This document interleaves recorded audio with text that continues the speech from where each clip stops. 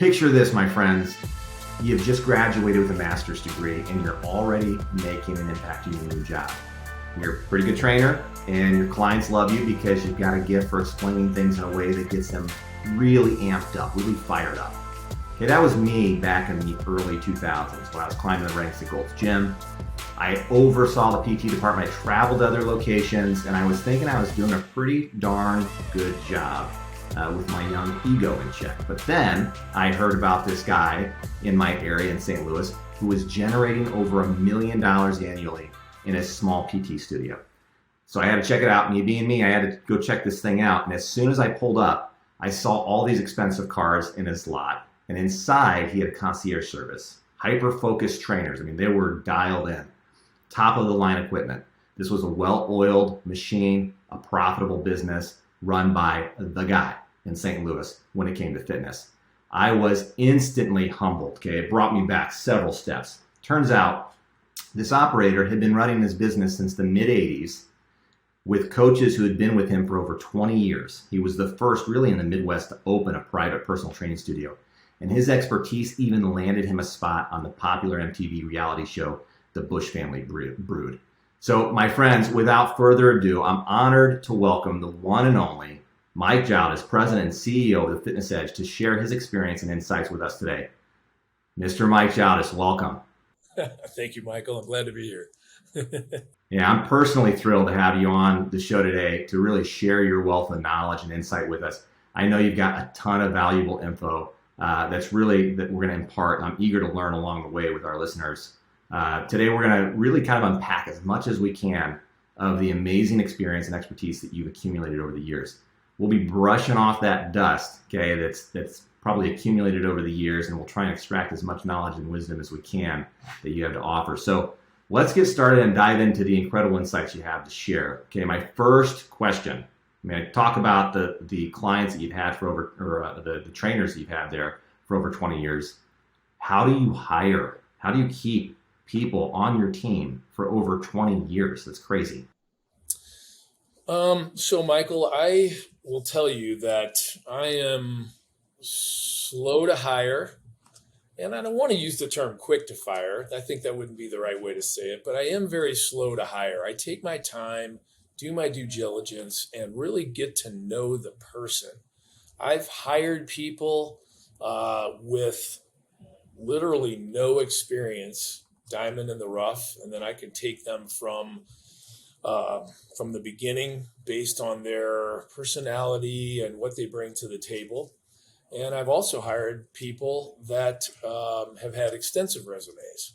And on the flip side of that, I've not hired people that didn't have very much experience, and I've not hired people with a lot of experience. So it really breaks down to the person because people can tell you anything. If I've hired, or I should say interviewed people, and they say, hey, I'll work Monday through Sunday, I'll work 100 hours a week. And then usually within the first 3 to 6 months, you know what they're really made of. And I address all this in the interview process. So I do 3 2-hour interviews. First one's like an info download, just kind of get to know them, tell a little bit about me, find out a little bit about them. And then if they make it to interview number 2, I'll go a little deeper. I'll talk a little more about their family and what makes them tick and their passions and such. Shake hands, stand up, walk away, think about. And then if they make it to number 3, that's where we get down to brass tacks and really, really talk about the specifics of the business and what they can expect from me and what I expect from them. So do you feel like you're spending 6 hours with them, and at that point, you probably know them fairly well. They know you. They at least know your expectations. Is that kind of a weed out process? Because you have so many, trainers, I don't really want to say are a dime a dozen, but there's a lot of them out there, and they get these certs and they come in and they think they're going to just, barrel through into the industry and all of a sudden be making a ton of money. Is that a way for you to go, okay, I'm going to weed out these people because they don't have the patience to go through the interview? Or what's your philosophy behind that? What's your method?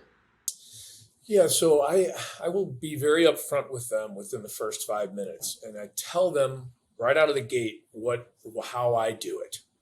I do understand that at most facilities they will say, "Hey, you're fit, or you're in shape, you're cute, you got a decent resume, you're hired within 5 minutes after Yeah. we meet."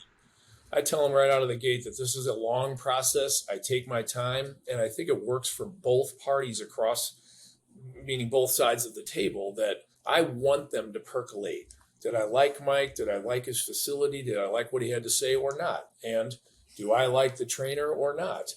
And let that digest. And when we have an opportunity to do that, if they really do like what they heard and vice versa, then we'll find a time for that second interview and work our way through. In regards to your initial question about the long-term staff, I mean, my people take care of me, I take care of them. And, I provide everything you could possibly want in a real business, such as 401k, full paid dental and Okay. health. So there's a lot of benefits that they earn from this. And my pay is based on performance. I mean, if they perform, they get. If they don't, Yeah, that's what I want to dive right into that, man, because one of the probably biggest questions, and before I dive into it, because I got to make sure that I tie the loose end there about hiring. How many? It's 6 hours. How long is that window? Is it a week? Is it 2 weeks? Is it 3 weeks? How long are you having that potential candidate in your pipeline to potentially bring them on board? I would say average would be 3 weeks. If Okay. things go well, I'll try to get them scheduled for that second and potentially the third within a week of Okay. each. So first week, second week, usually about a 3 week window. Do they know they're going through 3 interviews with you? Yes, right out of the gate. I tell them right away that if everything goes well beyond the time we spend together today, there will be 2 more interviews. Okay. I have to, one of the things you have to exercise is patience, because I I like want to find that. out a lot about you, and you're going to learn everything you can learn about me before we say go. I like that. And do you have like a question format that you go through, or is it just all gut feel and you're evolving the conversation with them as you go through this? A little bit of both. I approach it similar to the way I approach clients. I mean, every client is like a thumbprint. I want to make sure that I approach them the right way. So, for example, during the assessment process, yeah, I have a plan and a format of which I follow, but I can adjust accordingly based on their age or their fitness level or what they're bringing to the table or their battle damage they may have in the body. So I kind of approach the same way with hiring a trainer, depending on what they're bringing, their lack of experience, how they got to us, things like that. So I had over my tenure, which doesn't even equate to what you've been doing. Uh, I've had over 1,000 people that I've hired, and we had to get through this process of like kind of like quick to hire, the opposite way. We weren't slow to hire. It's because we had to fill spots because we had this growth that was just happening so quickly, and there were obvious disadvantages to that. But at the same token, we were able to keep people on. Our average stay length was about 18 months. The average in the industry, last time I read it, was 6 months. That's reported by IRSA. You've got 20 years. So then that begs the question, now getting the pay, because that's a big question that a lot of these coaches are asking, like, how do I structure my compensation plan for my employees? Are they all 1099s? Do I let them, willy-nilly here and there and they fill out their own form, or am I going to give them some kind of comp plan on top of that with bonus and commission structure and 401ks and health insurance and dental? Because then it starts, as a business owner, that starts adding up pretty quick. And if you're just starting out, that's a big burden. And if you've been in it a while and you have your profit margin, you go, I want to wither away at that profit margin to be doing all these other things. So how did you kind of like, was that an evolved process? Was that like straight from the get-go from 1986 when you came into this thing, you're like, boom, this is how I'm doing it? What was it? It was for sure evolving. I mean, there's been trial and error along the way. I'll be the first to admit that I had to make mistakes to learn the right way to handle it. I did business in the early days on a handshake, Yeah. and I would start off with, "Hey, here's what I've developed, and here's the next high-powered CEO of a company or a top doctor or a lawyer, and train, teach, certify, fill their blank appointment book with my clients, and sell those clients during that assessment process on my trainer." And in a short, it could be a year, it could be 5 years. All of a sudden, and I would ask him, I'd say, "Hey, look, here's all I ask is you do what you say you're going to do. You follow up with me and the client, and your loyalty. That's all I ask for, and I'll let you in the circle, and I'll introduce you to people that you may have never met before, and you'll have a great book of clients with some of the top some of the top customers you could ever dream of having in your book." And so then, after a while, if they take off and leave and say, "Hey, thanks, Mike, for all the knowledge, all the clients and the experience," and start their own business, well, then I had to start getting into the legal side based on recommendations from attorneys and contracts and such. But yeah, I mean, every one of my people are full-time employees, and I tell them, I'm looking for a starter or a superstar. I'm not looking for a bench warmer. If you want to work here, you got to bring your A game every session. Otherwise, there's other options out there. So what do you like compensation wise by percentage? So we're not giving out numbers. What is it that you're compensating your team members, your coaches? It varies. I mean, it will vary what 80% of the session rate, 50%, 30%. Again, I will base that on what their resume says and what experience they have coming in. So if they want to be here and they like to exercise, but they've never trained a person in their life, they're certainly going to start lower than someone who's coming from somewhere with a lot of experience or a lot of education. So, that is all discovered within those 3 2-hour interviews, because I ask a lot of questions and I take a lot of notes, and I'm very adamant about what it is that the person across from me is saying. So I take a lot of data. I say, "Hey, make sure you do what you say you're going to do, whatever that may be." And then as we get toward that third interview and make it through that process and questions and all the other details involved in that,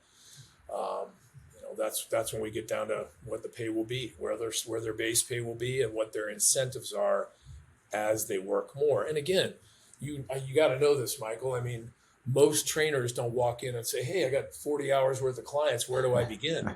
They're coming in with nothing. So Yeah. I'm the one that would typically do the work to get that appointment book filled. So, I give them incentive. You do a good job. You take care of my customers. You make sure it's a lifestyle versus a 2-month exercise program, and service them at the ultimate level. So that person continues, then you'll be rewarded for that. So would you say it's more of a straight comp package? And I ask this because this is a legit question. I mean, most coaches who are running a business and they've got other coaches that are working with them, they really don't know how to compensate, and that can create turmoil. A lot of times this happens. I was in the situation myself where really my business was generating around 20 to 25% net margin. And we were doing a lot of revenue. But the trainers who were coming in, especially new ones, if they were training for a couple weeks or a couple months, they get this idea in their head that I'm just making bank. And, they're getting this measly percent of the total dollar value, which for them was usually around 40%. But then we had all of the other business expenses and operating expenses, and that idea, that concept, they didn't really grasp. And I think when we spoke earlier, did you mention that you share information about your business and how it operates with your team? On some level. Yeah, for sure. I mean, people are aware of the fact that there are other things involved. So your delta, you've got your overhead and your insurance and all the other business related expenses that are behind the scenes that they don't think about. They look at this is how much you're charging for the session. This is how much I get. Right. So, I will break that down for them in enough detail that they can understand it. Do I get into exactly what each number consists of? I usually use percentages there. So Right. it's you get this, the business expenses are that, and here's what I deserve for getting that client in your appointment book. And, we go take it from there. And some of the people that have been here a long time, of course, they've cut into that in order to keep them, because Yeah. if they get good at what they do, they start thinking, well, maybe the grass is greener. But when they realize, and I've had trainers that have done it, and they get out there and they go, wow, I didn't realize what was involved. I didn't Yeah, realize. it's a real business. There's a lot more Well, involved than just training clients. Example that somebody gave me a long time ago that really marinated with me was if a person liked to cook and they took some cooking classes and they're making some great meals at home and they're like, I really enjoy this. I think maybe I'll be a chef. And the next thing you know, they're hired as a chef in a restaurant. Well, there's a big difference between being a chef and running a restaurant. Yeah. There really, really is. And people don't realize what a magnitude of difference that is. And there's a lot involved behind the scenes, that's for sure. So would you say, because I've been in similar situations where you've had people think that the grass is greener and so they take off. But I mean that the reality is you have coaches that are with you for 20 plus years, which just annihilates any averages in the industry. You are compensating your team members with 401ks and other packages and plans. They're real employees of your business, which quite honestly is not really heard of a whole lot. And then you tack on health insurance and all this other stuff that's also even less heard of in our industry for trainers. So you have those things that are interesting for them to come in, and you're compensating them. Are you setting them up like because I've seen this model, right? They go, okay, I'm going to hire you. You come in, I'll pay you a salary. I'm just going to pay you a salary to be here. But they have 0 clients. To me, that model doesn't work, right? Because you're upside down from day one. So how are you kind of building? I mean, obviously you have a presence in the market there. People know who you are. If somebody wants to train and have really high quality training, they know to come to you. And so as a trainer, that's the place I want to be, right? Because I know that you're going to naturally be bringing in high value clients that are probably going to stick around for a while, and they have the disposable income to go ahead and spend on quality training. But I also have to prove myself to you. And I know that I'm getting this opportunity to be able to have a real occupation that's going to live for a while.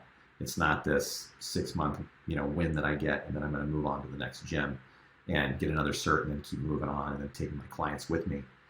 So how do you pay them enough to keep them around without dipping into your margins so much that you go, man, this is actually negatively impacting my business?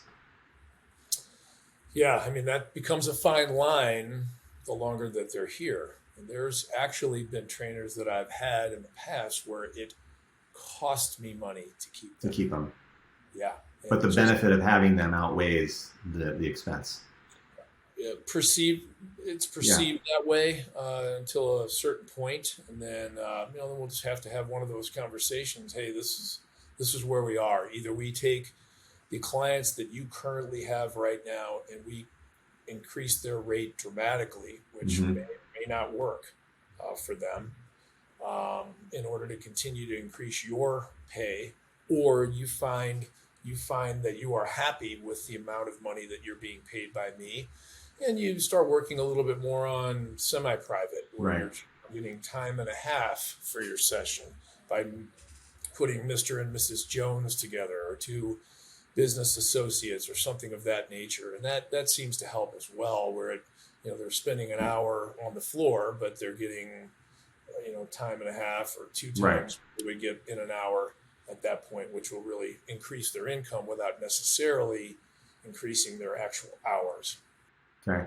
So we're covering the amount of years that coaches stay with you, a big component of that is compensation and how they're viewed, and the business itself that you built. People want to be around a professional who's been successful, and they're surrounded by you and they're surrounded by other professionals. So it naturally enhances and elevates their opportunities. So what about the rates? That's another common question I get from people. What can I charge? And I think that the average rate across the US is anywhere from 80 to 120 per hour. I also hear that coaches are going, screw the 1 hour sessions. We're going all group. We're going to do a bunch of like small groups with 4 people at a pop, or we're doing just group only, and we're going to try and bill people monthly on unlimited to come in and train as much as they want. And personally, or they'll do half hours, right? Half hours I think are a waste of time.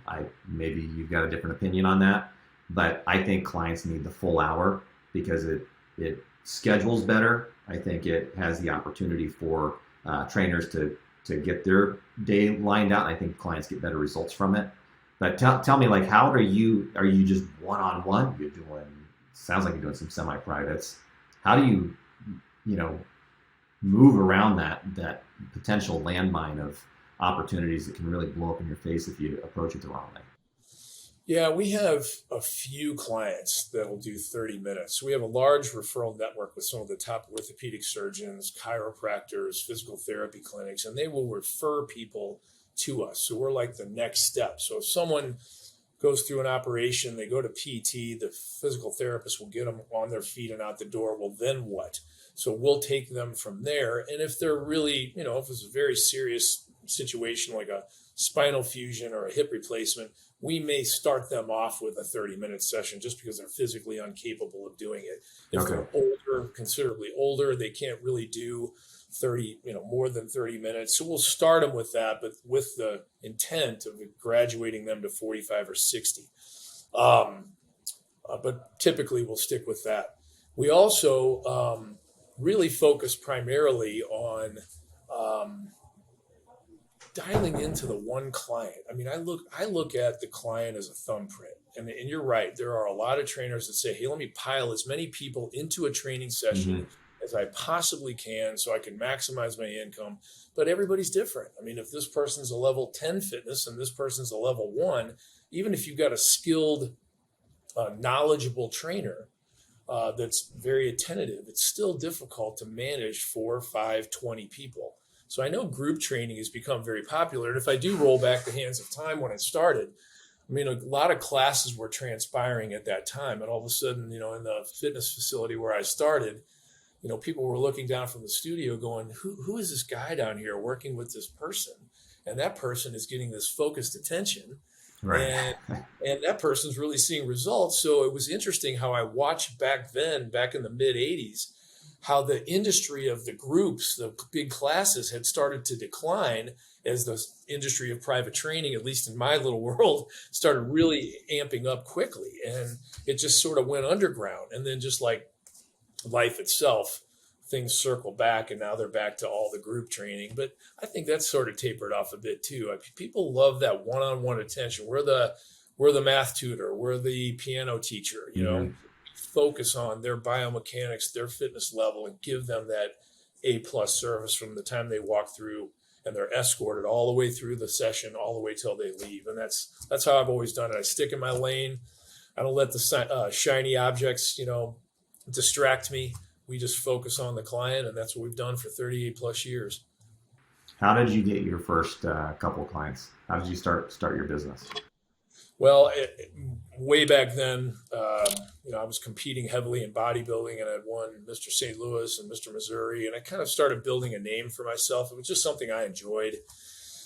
Studying business and food science nutrition at the University of Missouri in Columbia, and I had one of the owners of one of the fitness facilities approached me, and he said, "Hey, I really want you to concentrate on me."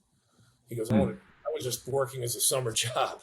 And he goes, I'm going to take you off the floor from selling memberships and communicating with the customers of my facility. And I want you to train me.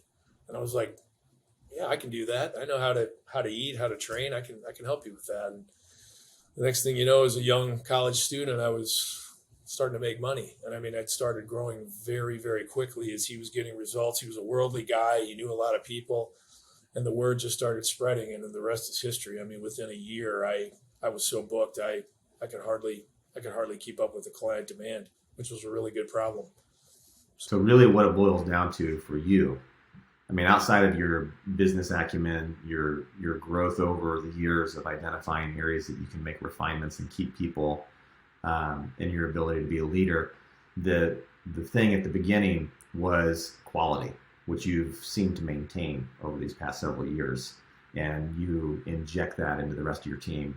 It sounds like even when you start with that first initial interview, you say, hey, here's the deal. We are a prime location and we are a prime facility, and everybody here has to be treated like that. So is that the differentiator right there? Is just the level of quality? I mean, you're in a market that I think demands that where you're at. They demand high quality. I think if you provided anything less, they probably wouldn't be there. But you've built that. You created that vision, I think, for even the customers that come into your storefront. I mean, that was the vision that came to me. I mean, this is the reason why we're talking today. Is 20 plus years ago, I recall walking into your space and going, man, this guy's got to figure it out. Yeah. I've really focused a lot on the little things, and I've had multiple opportunities to expand.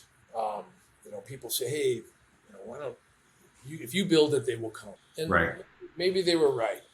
I've had opportunities to franchise, and I looked into it. I felt, the first word in the business is personal, and I felt a commitment to my clientele to be present.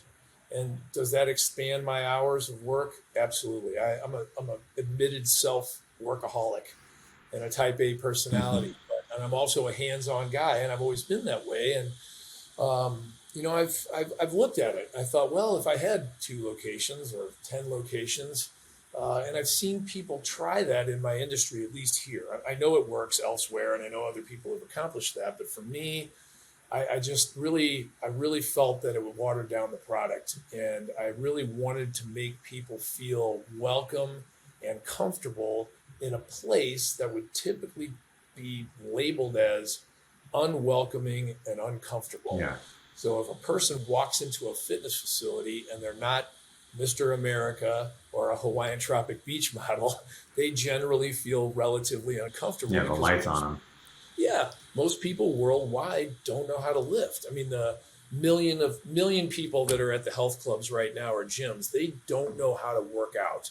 They don't know periodization schedule, load levels, rep range, what body parts go together, how do I work around my shoulder, back, and knee issue.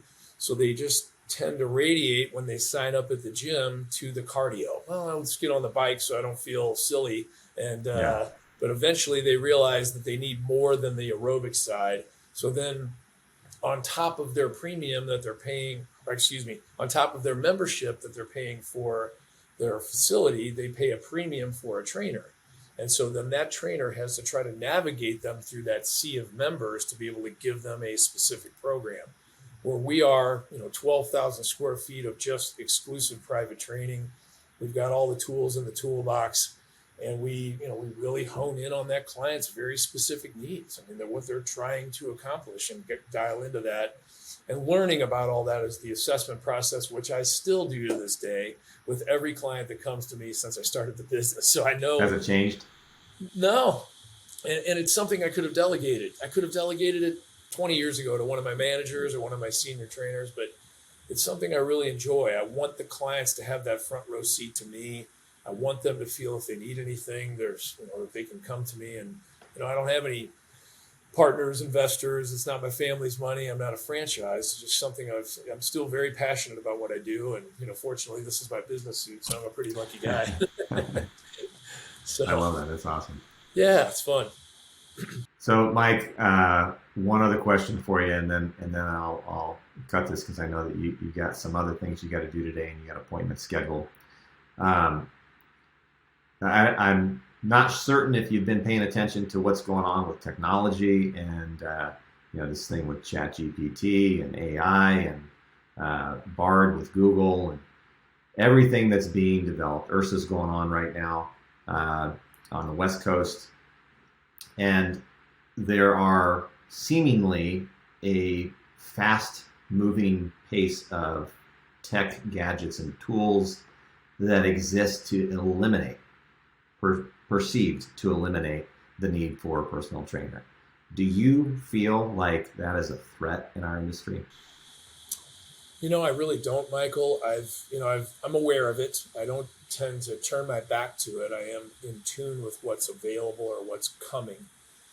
But again, I sort of look at that like the massage chair versus the masseuse. Yeah, good point. We can sit in a massage chair. We can push a few buttons. Sure, that will help. We can get some relief for whatever may ail us. But to have that personal touch, to have that person adjust your form or guide you through concentric or eccentric contraction or whatever techniques or cueing that we can give that client is very personalized. And I think that is lost as you add in technology or you add in more people to the session. The person is so different. I get back to the group training.